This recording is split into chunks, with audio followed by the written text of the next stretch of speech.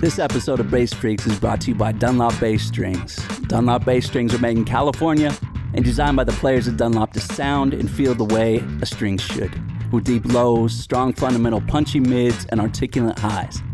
Dunlop Bass Strings offer a complete line with standard, nickel, and stainless round wounds, flat wounds, and super brights. They're also available in short, medium, and long scales, so go to jimdunlop.com and check out Dunlop Bass Strings. What is up, my friends? Welcome to Dunlop Presents Bass Freaks. This is a place for all of us bass freaks to chat it up, gain a little insight and inspiration, and have some fun with some great bass players. I'm your host, Josh Paul, and today is a very, very special occasion, not just because of our guest, but also because it marks the season 1 finale of Bass Freaks. A very special cheers and thank you to all of our incredible guests and to all of our incredible listeners. We really, really appreciate you. If this is your first time tuning in, be sure to check out all those previous discussions I've had with some amazing, truly amazing bass players. And for all of you who've been around with us since the beginning, thank you. And please spread the word and keep a lookout for season 2 because we will be back before you know it. Okay, now for today's guest, this is a man who needs no introduction whatsoever. He is a legend and we are extremely honored to have him, Mr. Marcus Miller. Welcome to Bass Freaks, man. Thank you so much for doing this. Oh, nice to be here, man. Bass Freaks. Bass Freaks. Yes, sir. How's everything going? You good? Everything's good, man. Just just starting to do some shows again, finally. And in the meantime, I've been writing music, doing some film and TV, composing, stuff like that. Amazing. So, okay, let's just, I'm a huge fan. I'm a fanboy. Sorry to say. Actually, you know what? I'm not sorry to say that. I'm a huge fan of yours. And, Thank you, so you're one of my bass heroes. I actually bought one of your signature basses way back. Excellent. Yeah, man. Which one do you have? I had the, your Fender. You got the Fender? I still have it actually. Somewhere A 4 or a 5? 4. Nice, man. Yeah. So, but I want to know who's your very first bass hero. My first bass hero was, I thought my first bass hero was Jermaine Jackson, Michael's brother. Oh, okay. Who played bass in the Jackson 5, which is the group that blew my mind when they first hit the scene. I was like the same age as Michael, and he was like 10 or 11. So his brother was 14 and he's playing the hell out the bass. Turned out to be James Jamerson. I was going to say, was it him? You know what I mean? It turned out to be James Jamerson on most of those Motown records that the Jacksons were on Motown. So it was that band, the Funk Brothers. Then I found out that some of those bass lines, some of the early ones, wasn't even Jamerson. It was a guy named Wilton Felder. Oh, Wilton Felder plays saxophone. He's not here anymore, but he played saxophone for the Crusaders, right? The jazz. The jazz group, the Crusaders, but he doubled on bass. And, every once in a while, if Jamerson couldn't make it, he was playing bass. So it's crazy, man. One time as the years went by, I ended up playing with the Crusaders on some record dates, and with the Crusaders, Wilton would go to the bass player usually and say, hey, this is how the bass line goes. And he'd either sing it or he'd write it out. I said, man, I know about you. Don't try to fake the funk, man. I just handed him my bass and said, just play it. You don't have to say nothing, just play it. So he played the bass line for me. I said, I got it. That's all we need to do. Because that must have been a moment, man. How was that? Like seeing that in person, you handing him the bass, and did it bring back all those just sounds and memories from the moments that you listened? Yeah, man. It brought back all the sounds and memories. He played the bass like the old school guys played it, because most of the old school guys were converts from upright bass. You know what I mean? Yeah. So they play with the third and fourth finger locked together. You know what I mean? Like upright guys do. And so he played like that, but it was great because, sometimes he would have trouble explaining to the bass player the feeling of what he wanted. You know what I mean? Because there's so many things you can do with music that you can't do with words, right? So I just say play it, because if you play it, you get the attitude, you get the feeling, you know which notes are short, which ones are long, all that stuff to make something feel the way it should feel. So it was an awesome moment. Amazing. Amazing. Have you added to that list of bass heroes, or who inspires you? So Jameson, of course, you know what I mean? Because, you know, a lot of the first early records with bass guitar, it was him. So it wasn't even like you thought he was great. You just thought that's what the bass sounds like. You know, you heard Marvin Gaye's What's Going On. You just say, oh, okay, that bass player got to be doing it. You know, he got to be coming with it, you know? And then I heard, you know, there's a lot of great funk players, man. There was a guy who played with a group called Mandrill, and his name was Fudgy K. And a lot of people don't know about him, but he was just the bass player in this band, Mandrill, which is a super, you know, like killing funk band. Rocco from Tower of Power. I love Rocco. Love Rocco. Yeah, he was the man. I just started listening to something he did yesterday, which just still sounds fantastic. Kool and the Gang. I used to love all their old funk records. A lot of that was Kool was the bass player in the band, but also his brother Ronald, who was kind of like the mastermind of the group. Sometimes he would play bass on some of those records. I didn't know then that. I heard Graham. I heard Larry Graham, and you know he was making the bass do things that we didn't know the bass could do, clucking and slapping it, and that blew my mind. Learned every note, every record, everything, you know. And then I heard Stanley Clarke, who was already an incredible jazz bass player, picked up an electric bass and then started grabbing some of the stuff from Graham and some of the jazz stuff together, which was incredible. And then Jaco Pastorius. That's kind of like my main guys when I was coming up. There's a whole bunch of other guys, Alphonso Johnson, Anthony Jackson. I mentioned Rocco. Popswell, who ended up being the bass player in the Crusaders. He was another great bass player. So, but those guys are my main guys. All legends. I hadn't heard of, what did you say his name? Fudgy? Yeah, Fudgy. You know what I mean? Like Fudgie, I believe. From reading the back of the album. I got to check it out. Check out a record called Fence Walk by Mandrill. Mandrill is like the name of the band. He's not doing anything like, you know, technically that's going to like challenge you, but man, that thing is funky, you know. And they had a song called Hang Loose where the bass line was killing. Get It All was killing. Mandrill was a very underrated, awesome funk band. Amazing. I'm going to go check it out right after we do this. That's awesome. I love your sense of melody. Are you a singer as well?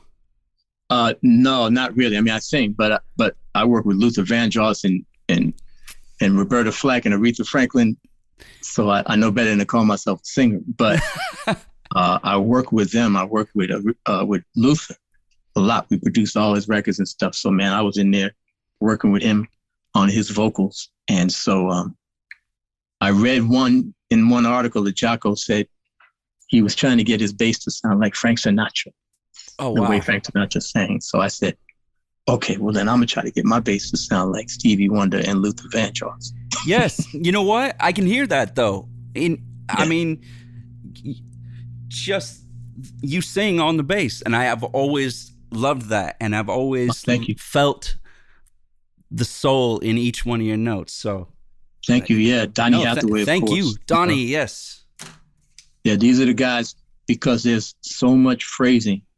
You know what I mean? A lot of guys who play rock or they play jazz, you know, you just play the note. But with blues and soul and R&B, how you play the note is really important. Slide from above it, slide from below it, play it behind the beat, vibrato, no vibrato. You know what I mean? All that stuff goes into it, and you start to check it out when you really focus on singers. That's amazing. Great advice too for bassists who can learn something and play the notes, but for some reason it just doesn't sound like what you're listening to. It's hard, man, because you know, what do bass players learn to do first? They learn to play on the beat. They learn to lock it in, right? And then when you're singing or you're soloing, everything doesn't necessarily, especially if you're playing a melody, it doesn't necessarily have to be on the beat. Sometimes you pull it back. Sometimes you pull it more back and then you catch up. That's why Larry Graham was so awesome, because he played a bass on the beat and he'd be singing behind the beat. you know? Yes. You know, Sting can do that too. Sting, you know? yes. Yeah, I have tried to do that, and I cannot. So you got, it's got to be, a lot of it is, one of the things has to be on automatic. So usually the bass, you got it so part of your body, that's just automatic. It's just going, but it's harder on bass than it is on guitar. Cause a lot of guitarists sing, but it's more strumming, you don't hear like rhythm guitarists, singing, it's the guys that are going ding, ding, ding, ding, ding, cause that just goes on automatic. And then you can sing however you need to sing, but for Larry Graham to be like, playing those syncopated bass lines and singing at the same time, that's a challenge. Yes, it is. I was going through some of the records that you actually played on just before this, and I was like, truly amazed. I mean, you worked with some of the hugest names in music. Is there anybody that you would like to work with that you haven't? I used to have a list. You know what I mean? Like, man, I can't wait to play with this guy, that guy. It's not really like that anymore for me. So did you check them off already, or? I checked most of them off. Nice. Yeah, man. I mean, nice. The ones who were alive, at least. You know what I mean? Yeah. I would have loved to play with some of the great jazz guys from back in the day. I got a cousin, my dad's cousin, who played piano in the 50s, jazz piano, and he played with Miles. He played with Wes Montgomery. So I would have loved to have been able to sit in with my cousin. You know what I mean? And just show him that I was getting it together. He passed when I was probably 11 or 12, so I wasn't even really playing at the time. But I would have loved to maybe, just at one of our family get-togethers, because the family, my father's family was very musical, so they all used to get together and perform for each other. I would have loved to just surprise Wynton. His name was Wynton Kelly. I would have loved to just surprise him and show up with a bass and just kill it. You know what I mean? That's like a little fantasy I had, Yeah. And watch his eyebrows go up like, all right. I'm sure he'd be proud. But otherwise, man, I'm just looking to, make some good music, man, and continue to grow, All right. Have you ever been, and I keep saying it, and I apologize, but have you ever been starstruck? Because I am a little bit. I haven't met you before, and we're doing this virtually, so I really appreciate you taking the time. But yeah, have you ever been starstruck or intimidated? Let's see. First time with George Benson was pretty, whoa, that's George Benson. And first time with Miles Davis, of course. And what's funny, man, is like when you play with George Benson, he starts soloing. In the back of your head, you go, oh, here's another guy playing the Benson licks. Oh, no. That's really the real dude. You know what I mean? Or if you play with somebody whose sound is so familiar because everybody tries to play like him. Right. That when you play with the real guy, it's like shifts you out to say, wow, no, that's the real thing. So I experienced that with Miles. I experienced that with Eric Clapton. You know what I mean? Like He starts playing, like you've been hearing guys trying to play like Clapton like your whole life. And you go, oh, wait, no, that's him. You know what I mean? Herbie Hancock. That's an incredible feeling. What was like a pivotal moment when you started to do all these high profile things? Where was the moment where you were sitting there, you had your bass on, and you're like, I can't believe I'm here right now? Yeah. Well, I'm from New York, you know what I mean? So everything happened kind of early because I didn't have to first finish high school or finish college and then move to New York or LA, you know what I mean? And start to make a name for myself. I was making a name for myself. I started early, like beginning of high school, So by the time I was 17, 18, man, I was starting to get some calls. Some of it was like because I played like I was from around the way, but I had a formal music education from playing clarinet from 5th grade all the way through college. You know what I mean? So I could read music very well. So the combination of sounding like, you're from the hood or from around the way, you know what I mean? But being able to read whatever they put in front of you, all of a sudden the phone started ringing and it happened real fast, man. I was in a band of a famous flute player named Bobby Humphrey. And she was really popular in the late 70s. And when it came time for her to do an album, I gave her a little tune that I had written, gave it to her on a cassette. she liked the tune, and she said, I'd like to record this tune. I'm even going to ask the producer, Ralph McDonald, if he'll let you play bass on that tune. So I said, oh, sweet. He's probably going to say no, but yeah, thanks for asking.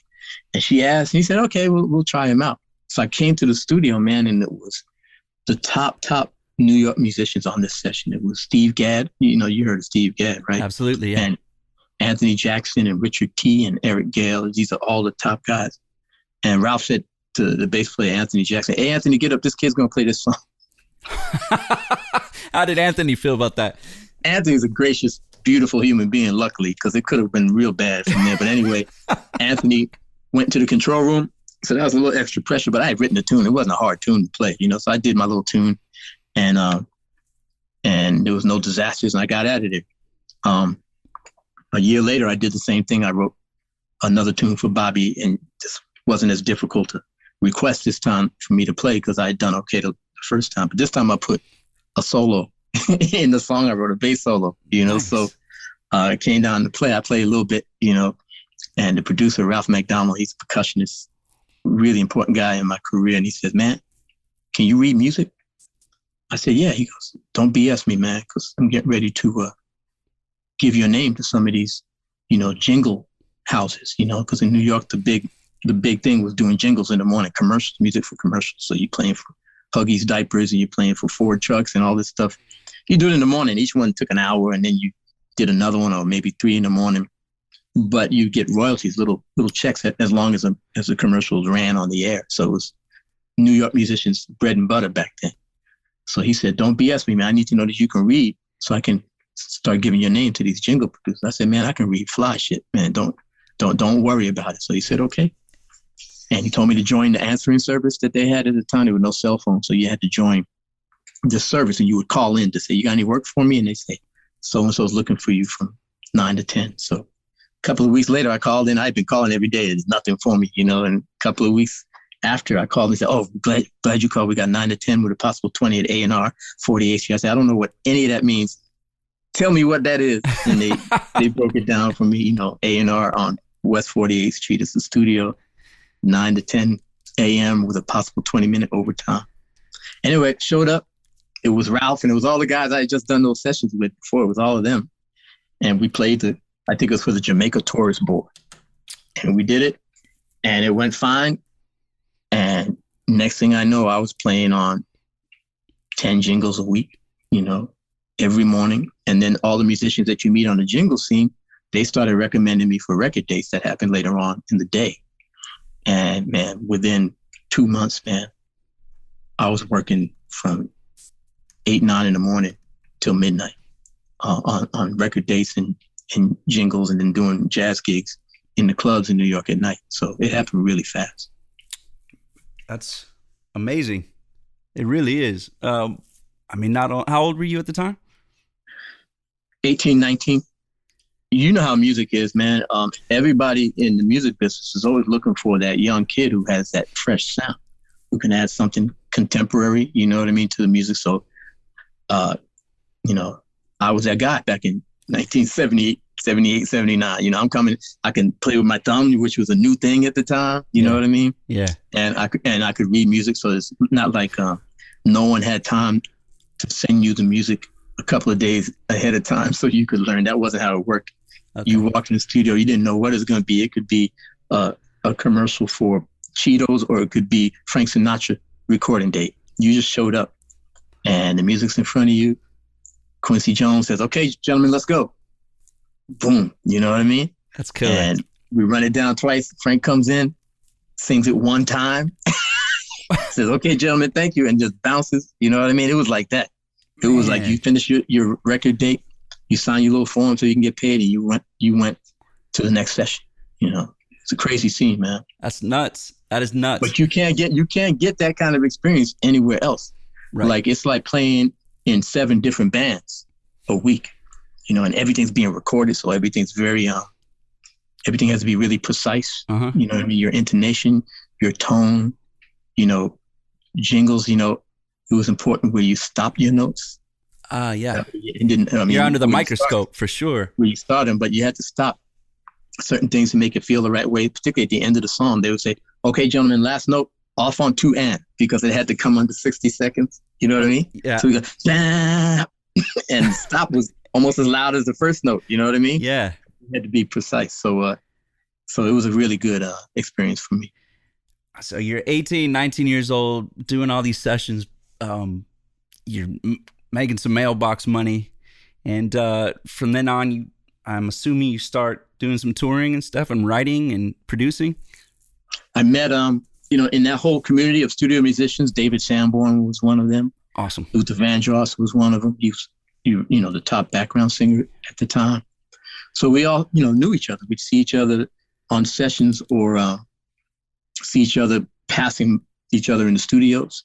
So, and on Saturdays, I was playing in the Saturday Night Live house band, So this was when Paul Schaefer was a piano player in the band, and David Sanborn played saxophone, and Howard Shore was the band leader. He went on to compose some beautiful music for films.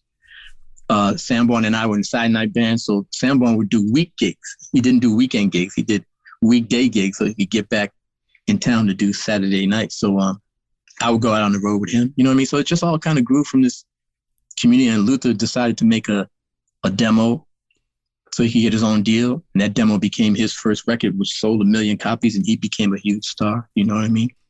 So it all came from there. You know what I mean? And if I had to boil it down, I met 2 drummers, man, in high school. I met a drummer named Kenny Washington, who, although he was our age, 15, 16 years old, he was like a bebop drummer from the 50s, Oh, wow. And still a dear friend of mine, and I talk to him all the time, and he still sounds like he was born in 1951. Yeah, man. No, 1940. Yeah, man, you just can't swing, But he encouraged me to learn jazz because I was a funk cat in high school, He encouraged me to learn jazz and really opened me up. And then the other drummer was Omar Hakim. And Omar was in the same grade. And he was just a tremendous drummer, even at that age. I mean, I'm sure he's gotten better over the years, but to my ears, he sounded exactly like he plays now. He sounded like that when we were in 11th grade. You know what I mean? He was just tremendous, man. And I was like, hey, man, I'm hanging with you. You know what I mean? Because I need to advance to your level. We ended up having a band together. And Omar, the band that I was in with Omar had a guitar player who eventually got the gig with Bobby Humphrey.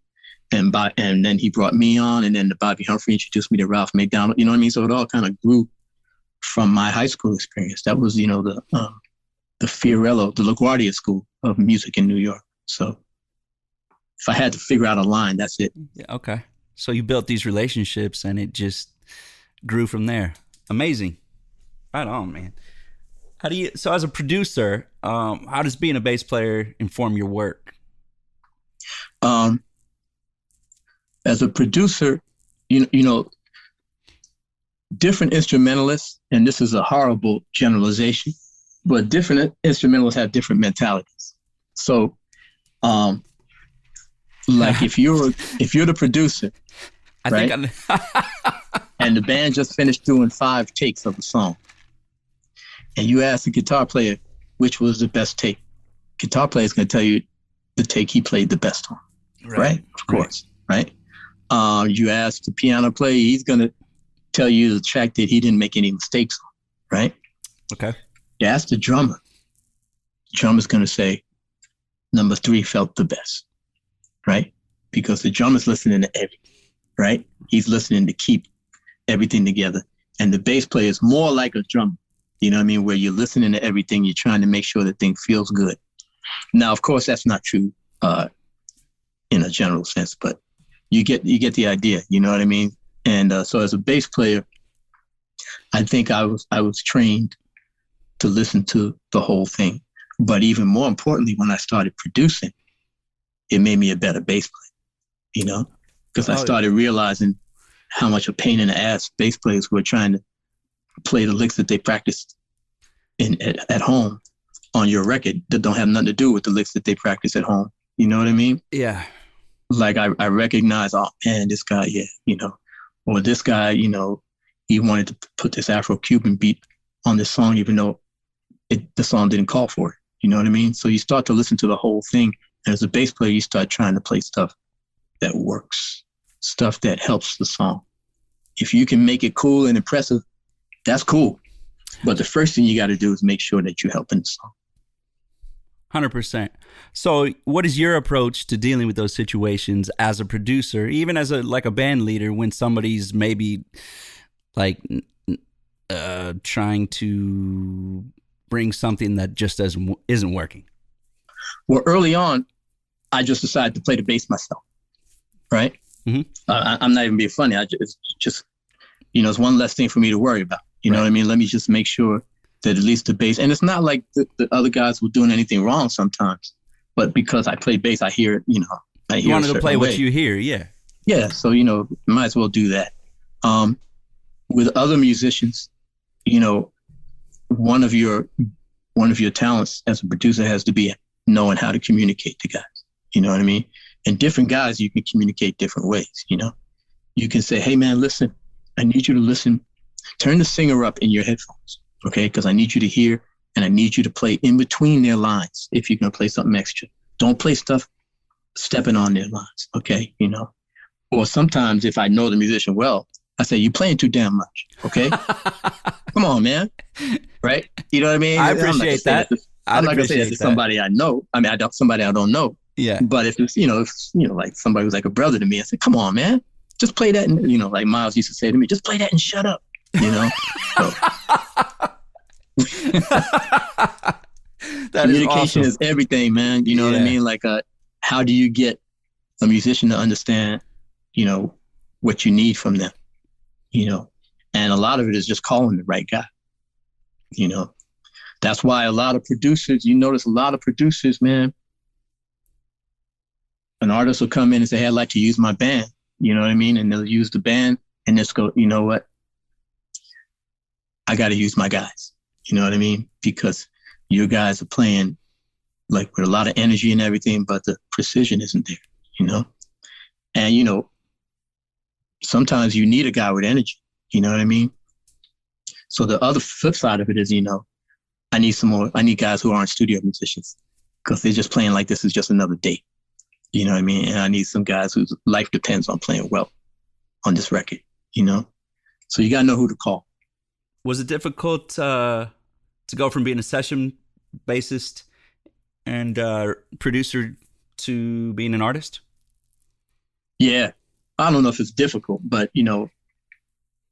as a session bassist, you had to be able to switch heads. Okay. I'm playing on a Carly Simon record. I'm playing on an Elton John record. I'm playing with Sly and Robbie, a reggae record.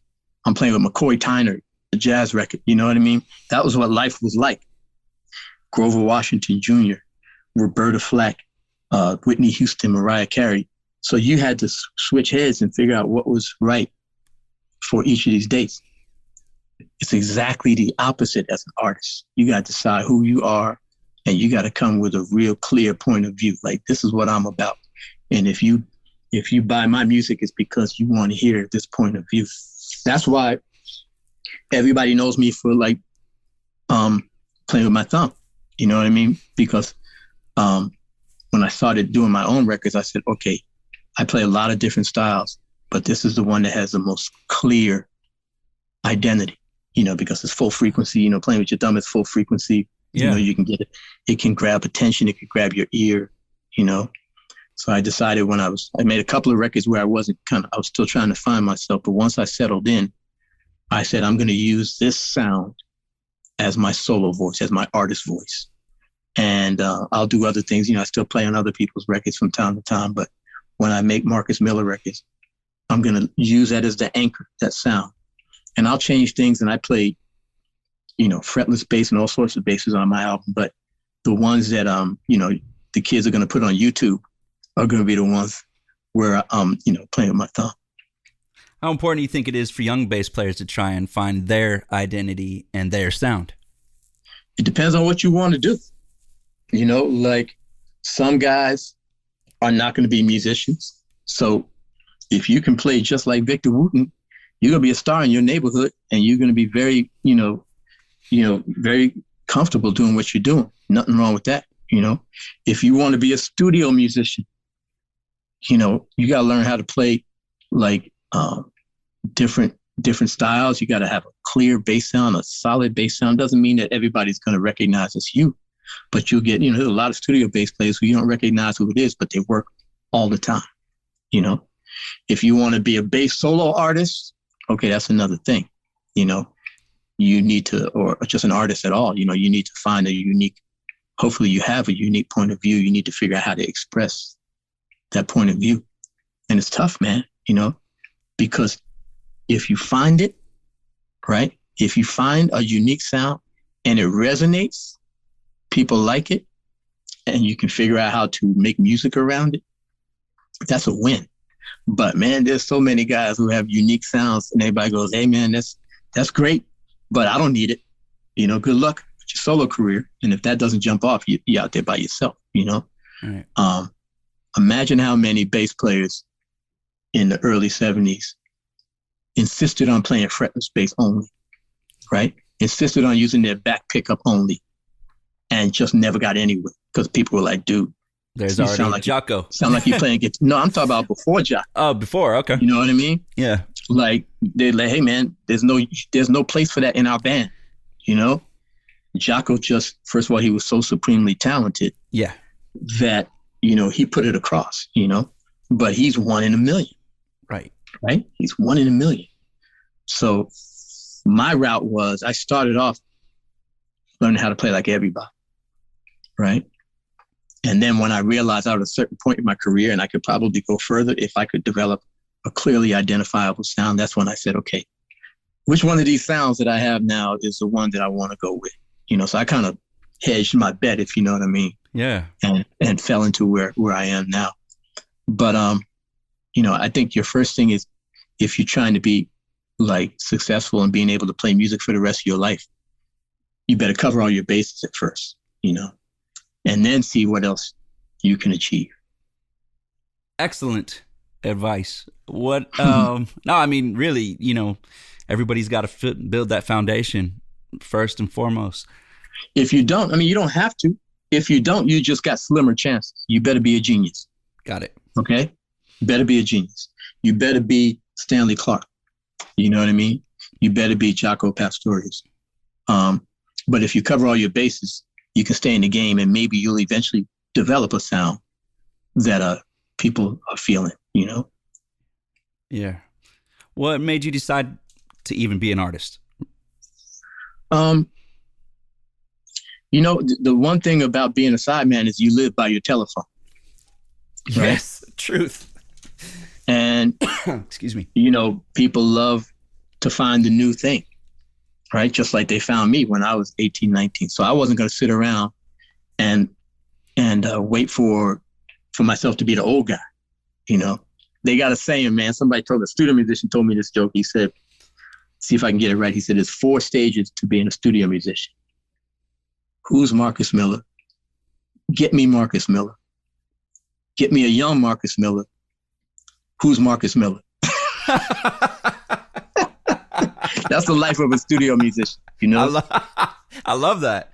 So after stage 2, I was like, oh, hell no. I'm make my own records, try to create my own opportunities, That's so smart.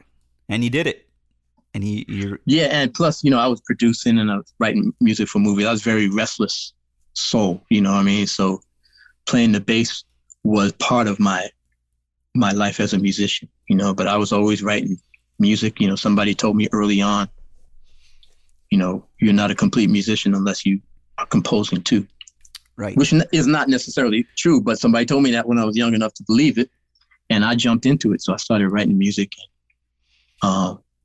composing, arranging, and I was always the youngest guy in the band, but I could hear everybody's parts. So I'd start to, quietly suggest, maybe you should play this instead of that. You know what I mean? And stuff sounded better. So people started giving me that role.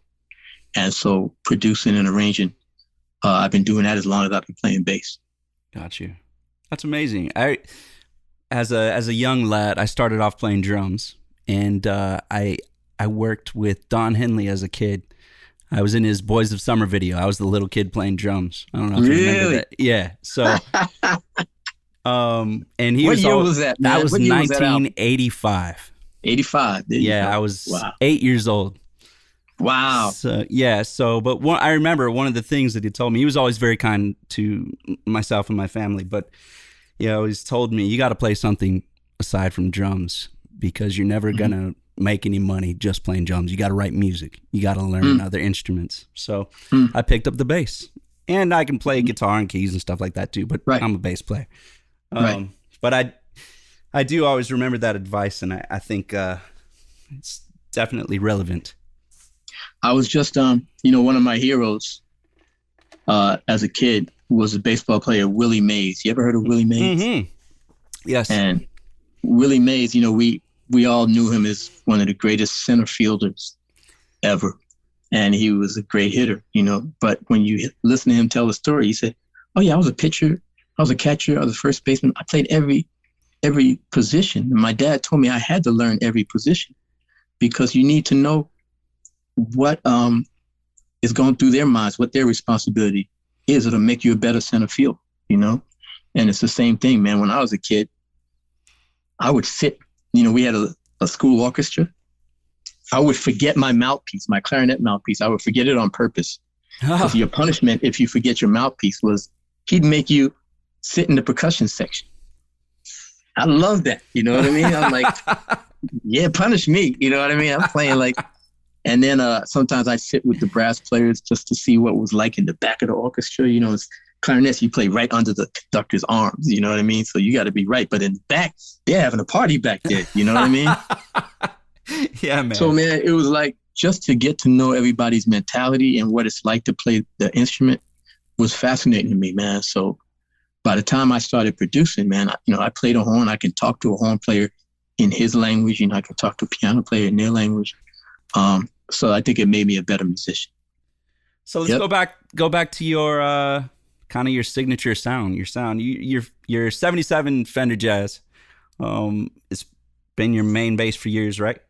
Mm-hmm. What do you think is so special about that bass to you? Well, the important words are to you. You know what I mean? Because when I was looking to buy a bass in 1977, everyone was saying, the 70s Fender basses are horrible. They put too much lacquer on them. They're too thick. They're too heavy. Leo Fender had sold Fender maybe 10 years earlier, 8 to 10 years earlier to CBS. So it's a big corporation now. Don't get a 70s bass, man. If you can find a 60s bass, that's the real thing. But I'm like 17 years old. I don't want a used bass. I want one shiny in the case. You know what I mean? So I got a new jazz bass, 1977. Had a maple neck because the maple neck looked flyer than the brown neck. You know what I mean? The light colored neck looked cool. That's why I got it. There was only simple as that. 2 or 3 basses that you had a choice of back in 1977. You get a Fender, you get a Gibson, or if you play rock, you might get a Rickenbacker. You know what I mean? Yeah. But that was it. So it was a pretty easy choice. And I played it, man, and got in the studio work. Roger Sadowski, who was doing the guitar technician stuff for a lot of studio cats, suggested I put an onboard preamp because that way I could dial in a more complete sound, because if you play a passive bass, even though you think you're playing passive, once that sound gets to the engineer, he's going to start twisting knobs. You don't even realize it. You know what I mean? You think, oh, man, I play passive. Yeah, sure you do, buddy. Go in the control room and look and see what the engineer's doing to your sound, So, but the preamp gave me more control so I could get a good sound. And the engineer, I said, what are you doing to the bass? He said, I'm not doing anything. I'm just adding a little compression to it, And so that was the beginning. Everything else on the bass is stock Fender pickups. Oh, the badass bridge. Okay. Somebody told me this, you can get more sustain out of a badass bridge. So put a badass bridge, put the preamp in, and that was it. Everything else is stock. But what I did do is once I got a setting on the bass that worked, I never changed it. Oh, wow. You know, okay. Yeah. I never changed. I didn't realize you should probably change it for different things, you know. So I'm playing with my fingers, I'm playing with my thumb. And I realized with my fingers, the notes weren't jumping off the bass the way I wanted them to, right? It's probably because I had a good amount of bass added in my preamp. Mm-hmm. And so it was kind of scooping out the mid-range by default, you know? Yeah. I didn't know. All I knew is, man, I'm playing fingerstyle and these notes aren't jumping out. Let me play this with my thumb, right? Not plucking, just playing regular bass lines, but with my thumb to get that little more frequencies, more higher frequencies. And I started doing it, man, on dates where nobody's using their thumb for this kind of stuff, you know? Luther Vandross singing ballads, and I'm like, boom, bam, bam, right? And it became a thing. You know, I didn't even know it was different. I was just doing it in my own personal world just to make it sound right, you know? But so the bass I chose and putting the preamp in affected the choices I made when I was playing. You know what I mean? So I got very, I had a lot of dynamics that I could use my thumb. It wasn't just slapping, you know, for a bass solo. It was like a lot of different colors that you can get with it. And I use those colors because my bass was encouraging me to do that, you know? Right. That's so interesting. You were adapting to make it work, whatever you had to do. Yeah. You know, notes on your bass that don't jump, that don't play as they're not as full, you know, like that classic C on your G string, you know, that lasts for like, you know, 1/10 of a second before it dies out. You know what I mean? Yeah. Well, I use that note every once in a while, knowing it's not going to last so long, you know, if you need it, you know, otherwise you play it on your D string, you know? So if you keep changing instruments, you know, you don't have to make decisions. You don't have to make choices, you know? Oh, this is that. Let me switch to my other bass and playing it.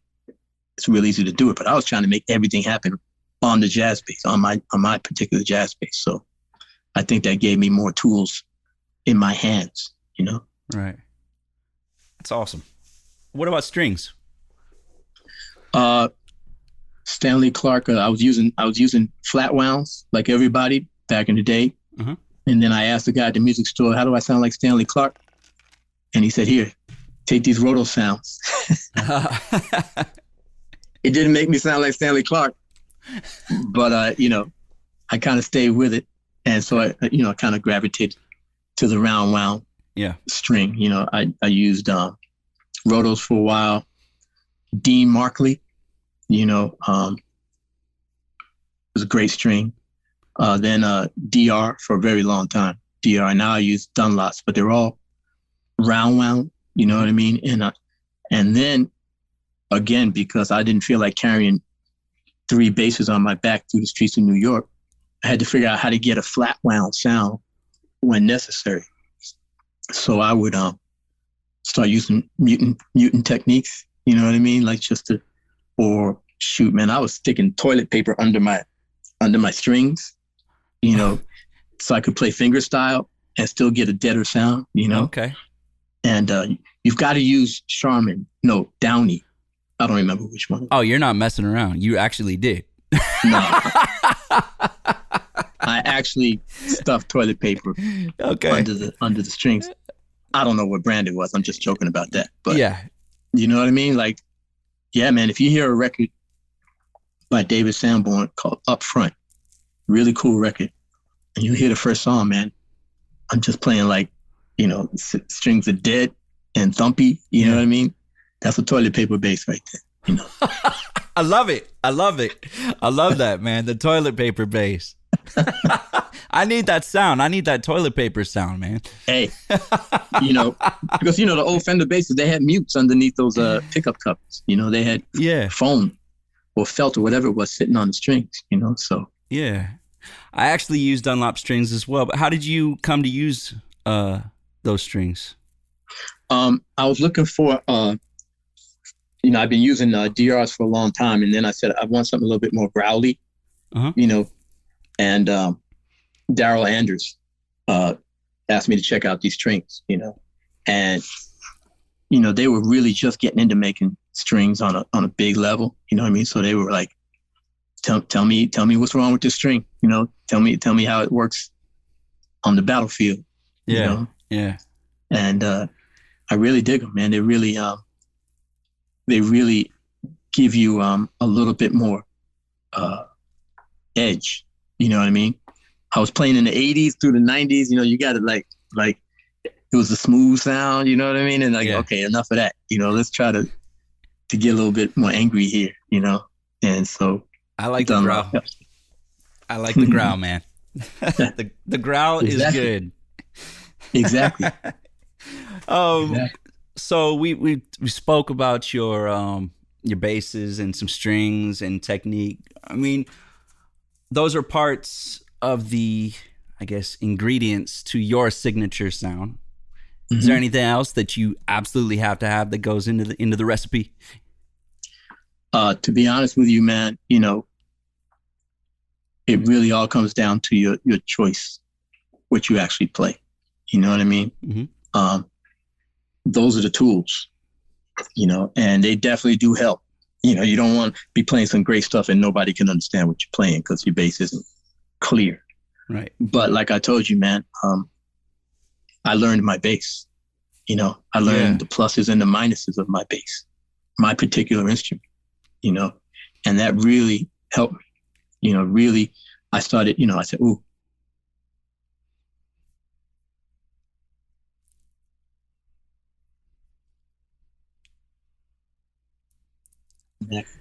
I said, I really know what will work right here because I know my bass does this. You know what I mean? And that really helps. You know what I mean? It really comes down to musicality. You know what I mean? You got to get a good sound, but then you got to play something cool in the end. Right. Very cool. All right, let's move over to you said you were doing a lot of film scoring, which I think is exciting. Most people, or a lot of people, don't know that you've done a lot of it. How'd you get into it? End of the 80s, guy named Reginald Hudlin was just graduating from film school. And, at the end of film school, you have to do like a short film as part of your graduation thesis. And so his little short film, he sent it to some movie companies after he graduated, and New Line Cinema, which was just starting, they picked it up. And so they said, we want to make a full feature film out of this. So he called me. He said, look, man, I've been listening to your music, and I think you'd be great. I'd love for you to do it. I said, man, I really haven't done a lot of film work. I did some stuff with Miles, but it was just songs that they placed in the film as opposed to writing music specifically for the underscore of the film. He said, no, man, you'll be fine. He sent me like a VHS player, with VHS tapes, Yeah. And I just watched the film on TV and started writing music, and didn't really know what I was doing, but I just tried to kind of write what I thought would be appropriate. And he came in, man, he said, man, this is fantastic, but I can't hear anything my actors are saying. You said that's all right. I kind of overdid it, you know what I mean? I got you. A little bit, And but that was my first lesson in scoring, you know what I mean? And it wasn't long before I kind of got the hang of it. The movie was called House Party. It starred Kid and Play. Yeah. I love that movie. That was my first film. It did really well. And then Reggie did an Eddie Murphy film called Boomerang, which I did. And from then on, I started getting calls from a lot of different people, and it was at a time when my wife and I had young kids. So this was a good way for me to stay home, had a little studio at the house so I could stay home and write and be around the kids when they couldn't understand when I was leaving, you know what I mean? So it's kind of like my day job for a few years. So right now, man, I'm probably 35 films in, Congratulations on that. But it was like my day job. People didn't even know it was me. It was like, the movie people would say, there's a jazz musician named Marcus Miller too, And I go, yeah, I heard of him, Oh, that is awesome. And it was a trip, man, because when I started touring again, I was still getting calls for the movies. But I wouldn't tell the movie director that I was going to be out of town. So what I would do is I'd bring 2 racks, like 5 feet tall, with the VHS players and the tapes and these synth modules, so that I could work at night after my gigs wherever I was. So I'd be in hotels in Paris, at 2 a.m. writing this music. And the director didn't know where I was, But then the internet started, and the director could look on your website. Man, are you in Portugal? I'm like, kind of, yeah, But then the internet progressed to the point where it really didn't matter. You know what I mean? Because I had relationships with directors. They just send me what you got. We talk on the phone. And then at the end of the conversation, they said, okay, so where are we talking to you? I'm in Japan. Okay. Oh, Ohio gozaimasu. You know what I mean? It got to be a joke. You know what I mean? So it was really interesting to do it during the kind of the realm of the internet kind of coming to fruition, Yeah. So with the family, I mean, I have 4 boys myself. Woo! And I've been touring since I was, 18 years old or something like that. But that's all they've known is, me being on tour.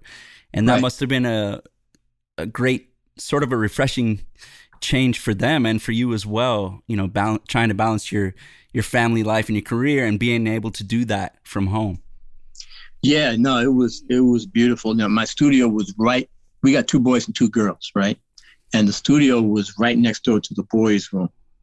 And this was before digital recording, right? So everything was on tape.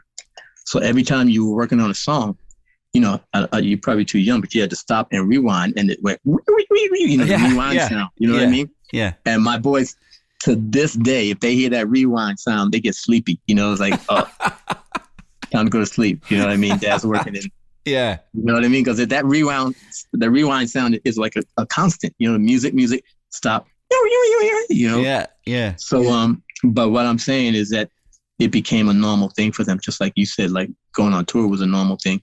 It became a normal thing for them to hear the music coming in from the other room, So they're very musical, 32 and 31, the boys are, and the girls are 29 and 27 now. So okay. You got a hit when your kids say, put that back on, Dad. Yes, like, yes. Whoa. This isn't just a hit for this little audience that I'm aiming at. This is kind of a bigger, kids saying, put that on. Wow. Well, they're not going to lie, that's for sure. Oh, and they don't ever lie. How do you stay fresh musically, man? Staying fresh musically, put yourself in different environments, man. You got a studio at the house? I do. Yeah. I've been in this studio here for like close to 10 years now. Sometimes I just need to write a song somewhere else. Right? Mm-hmm. Or on another instrument. Most of the stuff I write on the piano, unless it's a bass line driven song, but most of the stuff I write is on the piano. But I'll just go. I used to just call Dave Sanborn.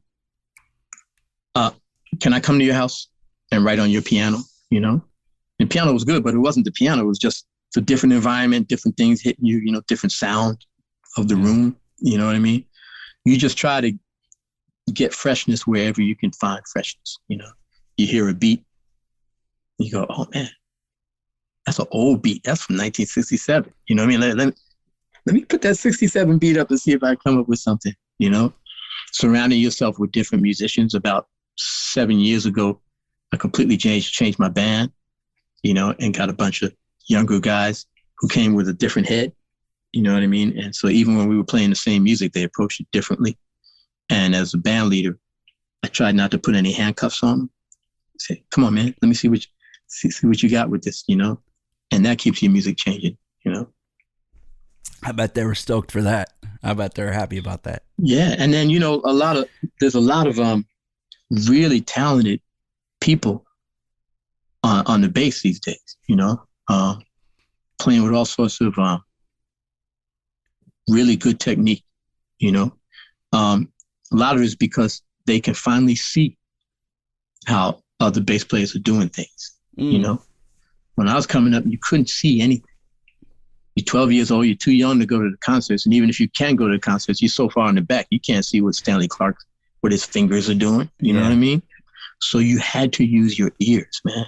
You know, you sit there with the turntable, and we got to be experts with the needle, like a DJ, where you could drop the needle right at that bass lick that you're trying to learn over and over again, you know? And so what I find is that a lot of young musician technique is off the chain. Ears suck. You know what I mean? Yeah. Because they've never had to actually listen and try to figure out what's going on. You know what I mean? They've only seen it. And while that allows you to do a lot of things that you wouldn't be able to get to, you know what I mean? Because some of the stuff is hard to hear, but we had to really rely on our ears, you know? What's challenging you musically these days? Anything? Musically, I'm still working on my articulation, making sure my ideas, especially when I'm improvising, making sure my ideas are clear. My sentences are clear. They start when I want them to start, and they stop when I want them to stop. Not when my fingers say, oh, I don't have any more strings. In other words, trying not to play from my fingers. I'm trying to play from my head, from my ears, you know, and have enough technique to play what I imagine. Okay. You know, when we were kids, young musicians, after the jam session, we'd sit in somebody's car and we'd trade scatting licks, right? The radio would be on, right? And it's playing, and we'd be scatting to the radio, and we trade licks, trying to cut each other with inventiveness, with creativity. Like, this doesn't have anything to do with what I can reach on my instrument. This has to do with my imagination. Got you. And so, you know, if you're an improviser, you know, I mean, I don't improvise everything, but when you're improvising, it's about imagining what could be cool right here and instantly knowing how to get to it. Like we're talking. You know what I mean? I got an idea in my head. I got to put words together to express it to you, right? Right. And you got an idea in your head when you're soloing, you got to figure out, okay, what scale is that I'm here, you know? And how do I finger that? You know, how do I articulate? How do I execute it, you know? And so I'm working on that all the time. Get a beat going.